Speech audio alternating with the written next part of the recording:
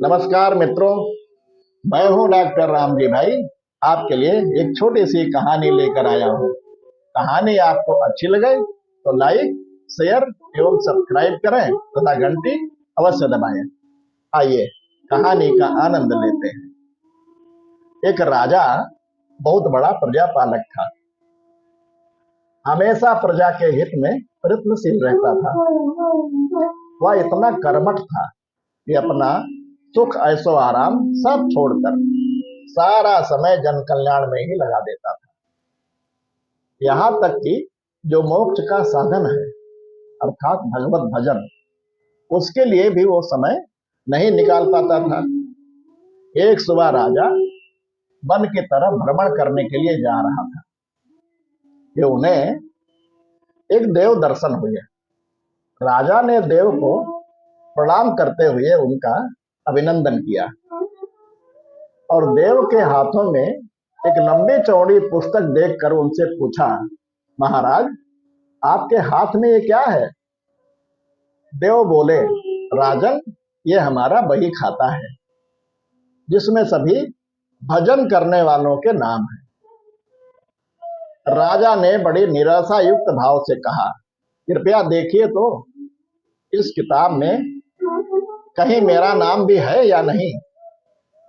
देव महाराज ने किताब का एक एक पृष्ठ उलटने लगे, परंतु राजा का नाम कहीं नजर नहीं आया।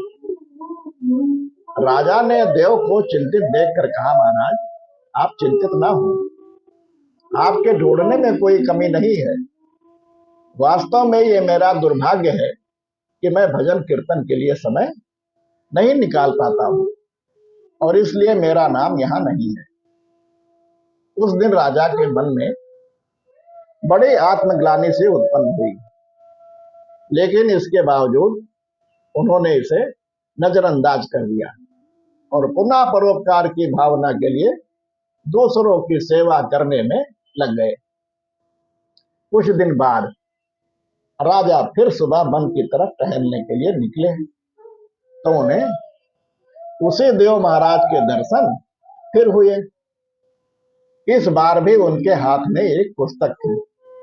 इस पुस्तक के रंग और आकार में बहुत अंतर था और यह पहले वाली पुस्तक से काफी छोटी भी थी।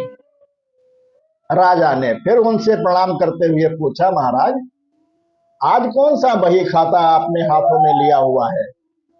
देव ने कहा, राजन आज के बही खाते में उन लोगों का नाम लिखा है जो ईश्वर को सबसे अधिक प्रिय है। राजा ने कहा, कितने भाग्यशाली होंगे वह लोग। निश्चित ही वह दिन रात भगवत भजन में लगे रहते होंगे।